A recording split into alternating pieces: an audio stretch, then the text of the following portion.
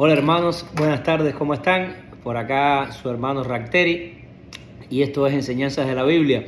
En los videos anteriores estuvimos leyendo y meditando un poco sobre Job capítulo 1 y capítulo 2. Estuvimos meditando sobre la verdad de que Job era un hombre intachable, de absoluta integridad y temeroso de Dios y apartado del mal. A modo de recordatorio, ¿cómo podemos hacer esto? ¿Cómo podemos ser personas intachables, de absoluta integridad y que temamos al Señor y que estemos apartados del mal? Bueno, lo primero que tenemos que hacer es aceptar a Cristo como nuestro Salvador, al Hijo de Dios. Cristo dijo que separados de Él nada podemos hacer. Así que ese es el primer requisito, reconocer, como dicen las Escrituras, que nosotros somos personas pecadoras y que Cristo vino hace aproximadamente 2000 años a esta tierra y entregó su vida como paga por nuestros pecados y resucitó 3 días después. Y tenemos que creer eso. Cuando ponemos nuestra fe en Cristo, entonces Cristo nos salva, su sangre nos salva, nos limpia de pecado y comenzamos a caminar con Él. Y en ese andar, entonces Él va transformando nuestra vida. Y si tenemos el deseo y la voluntad de ser personas íntegras, de ser personas apartadas del mal, que ser personas que busquemos a Dios, bueno, Dios dice la palabra de Dios que Dios nos va a conceder las peticiones de nuestro corazón, siempre y cuando sean lo mejor para nosotros y siempre y cuando estén de acuerdo a su voluntad. No podemos olvidar eso. Y bueno, cosas que vimos en los estudios anteriores importantes del capítulo 1 y el capítulo 2 fueron que después de que Satanás puso a Job en varias pruebas. ¿Cuáles fueron las pruebas? Perdió todas sus riquezas. Recuerden, en el capítulo 1 perdió a todos sus hijos, perdió la vida de sus seres queridos, de sus hijos. Y entonces, pero a pesar de todo eso, fíjense lo que dice aquí al final del capítulo 1. Job capítulo 1, versículo 21. Comenzando en el 20, mejor dicho. Job se levantó y rasgó su vestido en señal de dolor. Después se rasuró la cabeza y se postró en el suelo para adorar y dijo: desnudo salí del vientre de mi madre y desnudo estaré cuando me vaya. El Señor me dio lo que tenía y el Señor me lo ha quitado. Alabado sea el nombre del Señor. A pesar de todo, Job no pecó porque no culpó a Dios, es decir, que mantuvo su integridad. En el capítulo 2 vimos que Dios le permitió a Satanás una vez más que tocara la vida de Job y en esta oportunidad tocó su salud. Dice que Satanás lo castigó con una enfermedad de llagas desde la punta de su cabeza hasta la punta del dedo gordo de su pie y que Job se arrascaba con una teja. Imagínense ese estado de él, horrible. No solamente lo perdió todo, no solamente perdió sus hijos, no solamente perdió sus riquezas, sino que ahora también había perdido su salud. Y miren lo que le dijo su esposa en el capítulo 2, En el capítulo 2, versículo 8, dice: Job, sentado entre cenizas, se rascaba con un trozo de teja. Su esposa le dijo: ¿todavía intentas conservar tu integridad? Maldice a Dios y muérete. Sin embargo, Job contestó: hablas como una mujer necia. ¿Aceptaremos solo las cosas buenas que vienen de la mano de Dios y nunca lo malo? A pesar de todo, Job no dijo nada incorrecto. Wow. Después entonces, al finalizar el capítulo 3, del versículo 11 en adelante, dice, cuando 3 de los amigos de Job se enteraron de la tragedia que había sufrido, viajaron juntos desde sus respectivos hogares para consolarlo y confortarlo. Sus nombres eran Eliafaz, el temanita, Bildad, el sujita, y Sofar, el namatita. Cuando vieron a Job desde lejos, apenas lo reconocieron. Imagínense, Job enfermo, deprimido, probablemente vestido con ropas ásperas, con ropas... prácticamente estaba en un estado de homeless, en un estado de desamparado. Casi no lo reconocieron, lleno de llagas. Sus amigos fueron a verlo, a solidarizarse con él. Con fuertes lamentos rasgaron sus vestidos y echaron polvo al aire sobre sus cabezas en señal de dolor. Entonces durante 7 días y 7 noches se sentaron en el suelo junto a Job y ninguno le decía nada porque veían su sufrimiento. Era demasiado grande para expresarlo con palabras. Y bueno, ahí estuvieron 7 días y 7 noches sentados a los pies de Job. Él no hablaba, Job estaba sumergido en un inmenso dolor y ellos fueron solidarios, sus amigos fueron allí. La palabra de Dios aquí nos enseña que cuando nuestros amigos estén en situaciones pasando por pruebas, nosotros como cristianos debemos solidarizarnos con su dolor, debemos estar con ellos ahí. En el Nuevo Testamento la palabra de Dios nos dice que nosotros nos dolamos con aquellos que sienten dolor y que también nos alegremos con aquellos que están alegres. Y bueno, siguiendo este principio acá, los 3 amigos de Job vinieron y se sentaron con él y estuvieron 7 días y 7 noches con él. Después de Job haberse pasado esos 7 días de luto, entonces por fin en el capítulo 3 Job abre su boca y a pesar de que Job en ningún momento dice nada en contra de Dios, sí se arrepiente de haber nacido.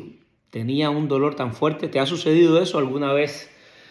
¿Has estado en una tribulación tan grande que ya no tiene sentido tu vida? Puede pasar. Una situación de enfermedad, has perdido a un familiar querido que estaba a Dios y después esa persona en tu vida. Has perdido tus riquezas, has perdido tus negocios, has perdido tu salud. Te están saliendo mal últimamente las cosas, todo te está saliendo mal y nada te sale bien. Y llega un momento que tienes tanto sufrimiento, tanta tribulación, tanto dolor, que ya lo que tú quieres es que Dios te lleve para que puedas descansar. Y así Job se sentía. Y en el capítulo 3, completamente el capítulo 3, Job se pasa todo el tiempo pidiéndole a Dios que le quite la vida, pidiendo que el día en que nació no hubiera existido, para que no hubiera tenido que pasar por todas estas pruebas tan horribles. Leamos un poco. Capítulo 3 dice... Versículo 1. Por fin habló Job y maldijo el día de su nacimiento. Dijo, que sea borrado el día en que nací y la noche en que fui concebido, que ese día se convierta en oscuridad y que se pierda aún para Dios en las alturas, y que ninguna luz brille en él, que la oscuridad y la penumbra absoluta reclamen ese día para sí, que una nube negra lo ensombrezca y la oscuridad lo llene de terror, que esa noche sea borrada del calendario y que nunca más se cuente entre los días del año, ni aparezca entre los meses, que esa noche sea estéril, que no tenga ninguna alegría, que maldigan ese día los expertos en maldiciones, los que con una maldición podrían despertar a Leviatán, que las estrellas de la mañana de ese día permanezcan en oscuridad, que en vano espere la luz y que nunca llegue a ver la aurora. Maldigo ese día por no haber cerrado el vientre de mi madre, por haberme dejado nacer para presenciar toda esta desgracia. ¿Por qué no nací muerto? ¿Por qué no morí al salir del vientre? ¿Por qué me pusieron en las rodillas de mi madre? ¿Por qué me alimentó con sus pechos? Si hubiera muerto al nacer, ahora descansaría en paz. Estaría dormido y en reposo. Descansaría con los reyes y con los primeros ministros del mundo, cuyos grandiosos edificios ahora yacen en ruinas. Descansaría junto a príncipes ricos en oro, cuyos palacios estuvieron llenos de plata.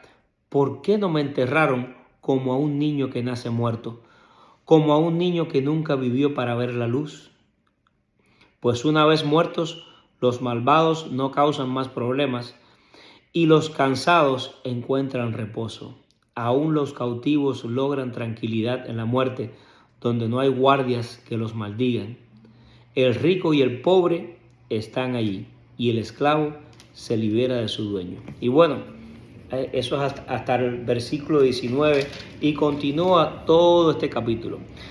Desde el capítulo 4 hasta el capítulo 38, si más no me equivoco, déjame rectificar, siempre hay que rectificar con la Biblia, desde el capítulo 4 hasta el capítulo 38, es correcto lo que estoy diciendo, lo que ocurre es un diálogo entre Job y sus amigos. Sus amigos están tratando de buscar una respuesta al por qué le están sucediendo estas cosas a Job. Muchas veces dicen cosas acertadas y otras veces dicen cosas un poco injustas. O en algunos momentos sus amigos, los amigos de Job, se muestran un poco acusadores, se muestran un poco sospechosos de él. Hay momentos en que estos amigos de Job le dicen que él estaba pasando por toda esta tribulación y por todo este problema porque él era un pecador, porque él se lo merecía, porque él había pecado en contra de Dios, porque era un hombre orgulloso, porque no quería reconocer todo el mal y todo el pecado que había en él y que esto era la consecuencia de lo que le estaba sucediendo. En otros momentos no era así. En otros momentos los amigos de Job lo que le decían era que se acercara a Dios, que Dios era un Dios justo, que Dios iba a escuchar su caso, que ellos pensaban que si él oraba, si él le pedía a Dios, Dios podía sacarlo de esta tribulación, sacarlo de este sufrimiento. Y también a la vez Job les respondía a ellos y tenía argumentos cuando ellos lo trataban ásperamente, cuando ellos trataban de ser sus acusadores, cuando ellos sacaban conclusiones de cosas que no sabían. Entonces Job le decía: ustedes son unos malos consejeros, ustedes son unos malos amigos. ¿Cómo ustedes van a pensar que esto me está sucediendo por cosas que yo hice? Yo soy una persona íntegra, yo soy una persona que estoy bien parado delante de Dios, yo soy una persona que he buscado hacer el bien durante toda mi vida. Y bueno, vamos a ver algunos pasajes en esta sección entre el capítulo 4 y el 38. Y el primero que comienza a hablar es Eliafaz. Eliafaz, ¿qué? Porque aquí nos dice inclusive de qué etnia o de qué grupo o de qué pueblos eran. Eliafaz, sus nombres eran, estoy en el capítulo 2, versículo 11, Eliafaz el temanita. Este es el que comienza primeramente a hablar. Y leamos un poco sobre lo que le dice él a Job. Dice: entonces, estoy en el capítulo 4, versículo 1. Eliafaz el temanita respondió a Job: ¿podría ser paciente y permitirme que te diga unas palabras? Pues ¿quién podría quedarse callado? Antes alentabas a mucha gente y fortalecías a los débiles. Tus palabras daban apoyo a los que caían. Animabas a los de rodillas temblorosas. Sin embargo, ahora que las desgracias te acosan, te desanimas y te llenas de miedo cuando te afectan a ti. ¿No te da confianza tu reverencia a Dios? ¿No te da esperanza tu vida de integridad?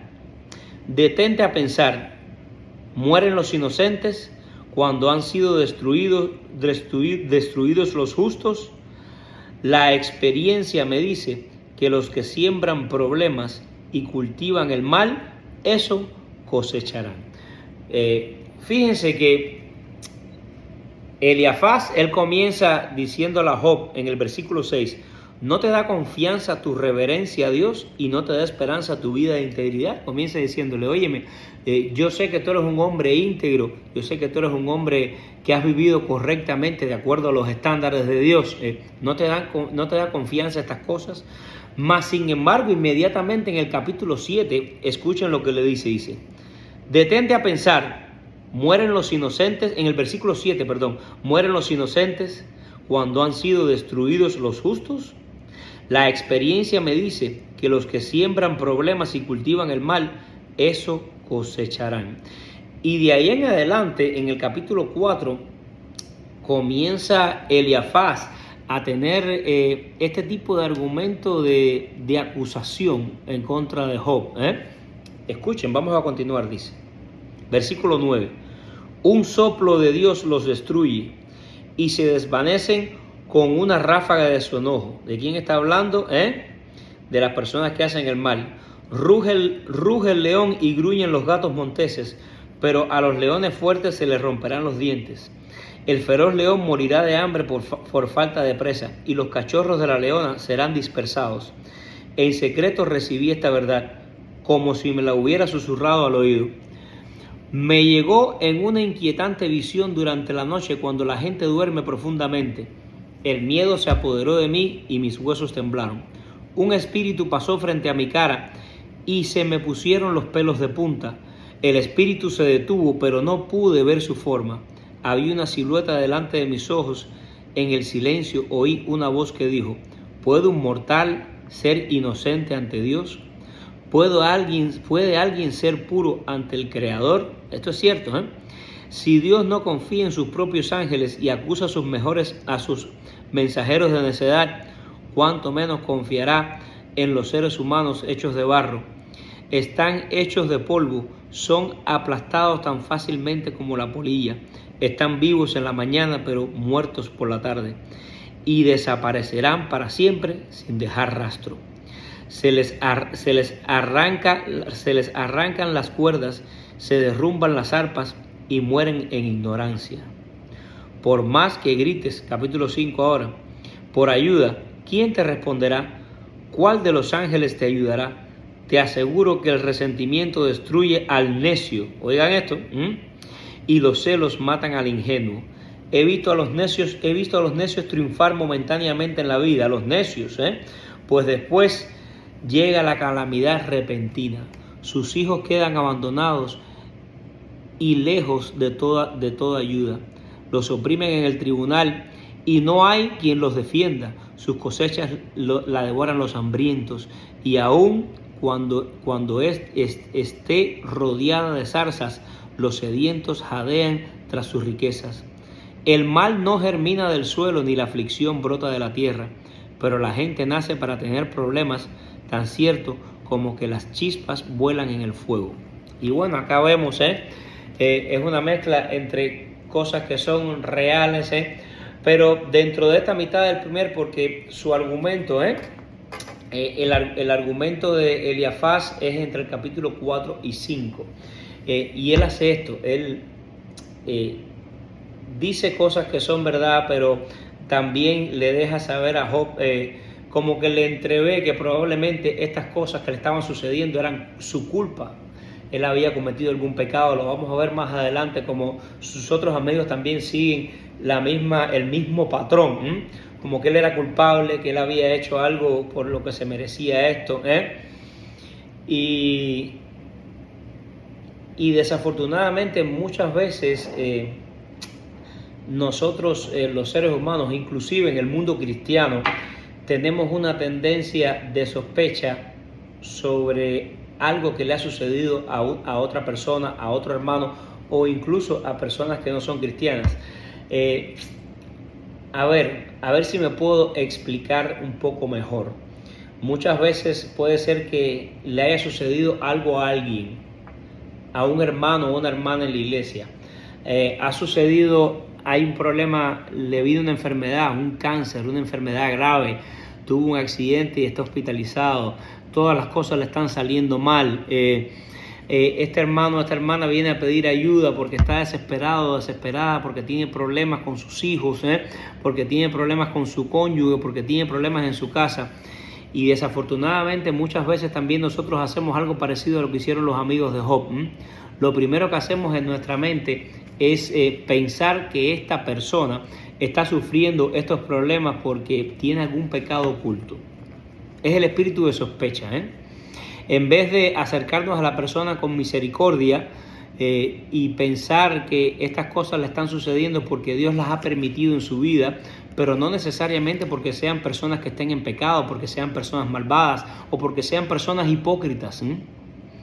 Y eso sucede por lo general muchas veces inclusive en el mundo cristiano, donde deben haber personas que estén llenos de misericordia, donde el primer pensamiento tuyo o mío debe ser un pensamiento de solidaridad, un pensamiento de amor, un pensamiento de que por alguna razón está sucediendo esto, un pensamiento de ánimo, un pensamiento de consuelo.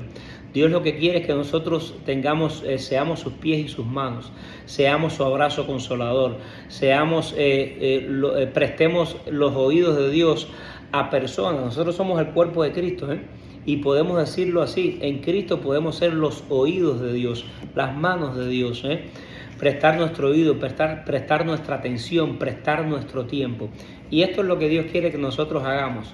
Siempre, primeramente, venir con un deseo de ayudar a la persona, nunca con un pensamiento de sospecha, nunca con un pensamiento de que esta persona está haciendo algo y tal vez por eso se lo merece. Probablemente sí esté sucediendo, pero que nunca sea nuestra primera opción. Nuestra primera opción tiene que ser la opción de nuestro Señor Jesucristo, que fue extender su amor y su misericordia hacia las personas, escucharlas, oírlas, buscar darle el consejo adecuado, buscar darle la consejería de Dios adecuada. Eso es lo que Dios quiere que nosotros hagamos. Y ya antes de finalizar, y con esto termino, fíjense que en su primer discurso, en el primer discurso de Eliafaz, dura entre el capítulo 4 y 5. En el capítulo 5, él comienza a cambiar su argumento. Él comienza cambiando su argumento a un argumento positivo. Y lo vemos en el versículo 8, dice: escuchen esto, capítulo 5, versículo 8. Si yo estuviera en tu lugar, me acercaría a Dios y le presentaría mi caso. En mi humilde opinión, yo pienso que Eliafaz hubiera podido comenzar por aquí, hubiera podido comenzar con esto. Este es el mejor consejo que le podemos dar a una persona cuando está en tribulación, en problemas. Mira, lo mejor que tú y yo podemos hacer es sentarnos y orar y presentarle tu caso a Dios. Él es un Dios justo, Él es un Dios perfecto, Él es un Dios que escucha, es un Dios amoroso. Y fíjense cómo dice, versículo 9: Él hace grandezas demasiado maravillosas para comprenderlas y realiza milagros incontables. Él envía lluvia a la tierra y agua a los campos. Él hace prosperar a los pobres y protege a los que sufren. Él frustra los planes de los que traman para que el trabajo de sus manos no prospere. Él atrapa a los sabios en su propia astucia y desbarata sus ingeniosas maquinaciones. Encuentran oscuridad en pleno día y andan a tientas al mediodía como si fuera de noche. Él rescata a los pobres de las palabras hirientes de los fuertes y los rescata de las garras del poderoso. Por fin los pobres tienen esperanza y las fauces de los malvados son cerradas. Pero considera la alegría de aquellos a quienes Dios corrige. Cuando peques, no menosprecies la disciplina del Todopoderoso, pues aunque Él hiere, también venda las heridas. Él golpea, pero sus manos también sanan. Te rescatará de 6 desastres, aún en el 7º te guardará del mal. Te salvará de la muerte en tiempo de hambre y del poder de la espada en tiempo de guerra. Estarás seguro ante la calumnia y no tendrás miedo cuando llegue la destrucción. Te reirás de la destrucción y del hambre y no tendrás terror de los animales salvajes. ¿Cuál es la correcta forma de ministrar a otros cuando están en dolor? Lo primero que tenemos que hacer es guiarlos hacia su necesidad de buscar de Dios durante su aflicción. Y esto fue lo que hizo Eliafaz en la segunda parte de su argumento. En mi humilde opinión, debería haber comenzado por ahí y después entonces haberle dicho la primera mitad de su argumento. Así que ese es mi humilde consejo para ti. Eso es lo que yo pienso. Mi humilde opinión es que siempre debemos mirar a las personas primero con misericordia, primero con solidaridad, primero con amor, primero con ternura, primero con consuelo, primero con los ojos del Señor. antes de primeramente pensar que esas personas están pasando por el sufrimiento que estés pasando, por la tribulación o por el problema que sea, porque realmente se lo merecen. Antes de tener un espíritu de sospecha, tengamos un espíritu de misericordia, tengamos un espíritu de amor para con las personas. Porque como dijo el apóstol Pablo en 1 Corintios 13, sin amor no somos nada. Sin amor no podemos reflejar al Señor y no vamos a poder hacer su obra. Así que esto es Enseñanzas de la Biblia y los espero en el próximo video. Que Dios los bendiga.